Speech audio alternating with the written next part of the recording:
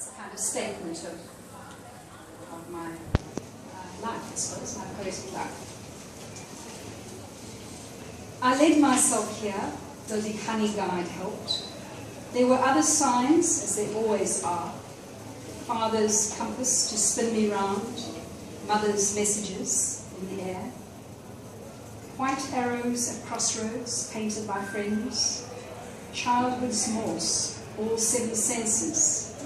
Warning flares fired by strangers. My country's graves, its electric fence. A backpack of songs, a map of words, even a rhyming dictionary. A Bible, 10 pens, watermarked paper. Most things quite ordinary. The stars, of course, were indispensable. Also the moon, though sometimes a bitter pill. And a little wind kept beating its veined wings for the willow and me to bend to its will. To find my way, I told myself stories. Ariadne's helped, but her silken twine encircles your ankles if you're not careful. And I am not lost, though things are winding down to a once breathing house on short-term lease, where song, recorded lute, even pens scrape, have almost ceased. From the crumbling roof, only one sound left, an owl's indifferent hoot.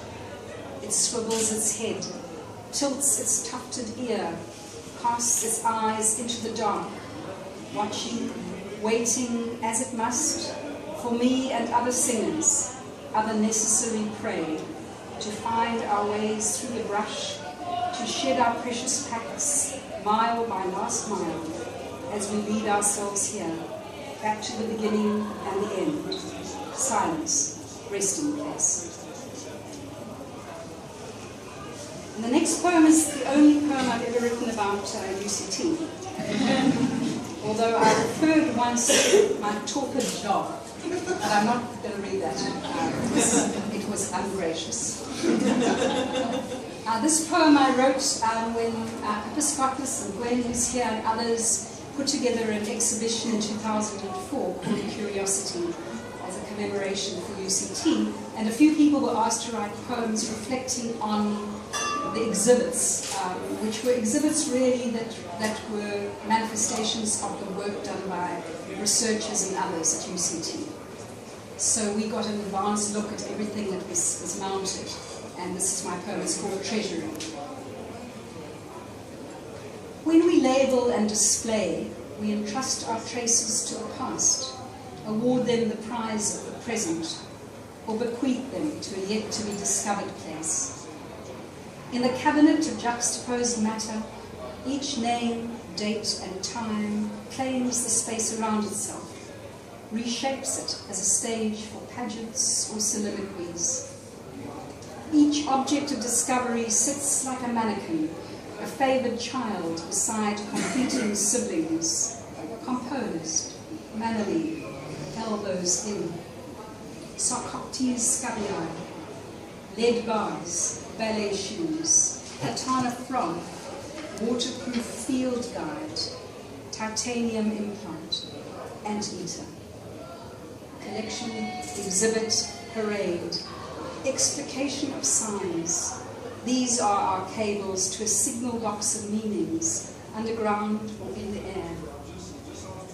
Even if we believe in other magic, divine purpose and the syntax of the spirit, some realm where that which is mimics that which will be, we are obliged to chronicle in custodian grammar the processes and particles of the earth, to measure shape and weight, retrieve history, reach into the future.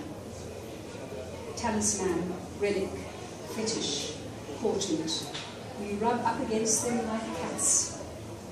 The resurrection plant, its drought-resistant gene, a bird's blood temperature, demography, flight politics, seasonal calendar revealed by Dussie's tiny teeth, the heart in foreign lodging, lost language, fugitive tracks, their tracings on paper or in paint. In graph, key, index, we profess that what we make and remake in our laboratories of meaning encompasses the sphere of nature and generation. But the world holds up its torn arm, torn wing, an angel or horseman reining us in as we enter the archive of half-known things without quiver of blunt arrows.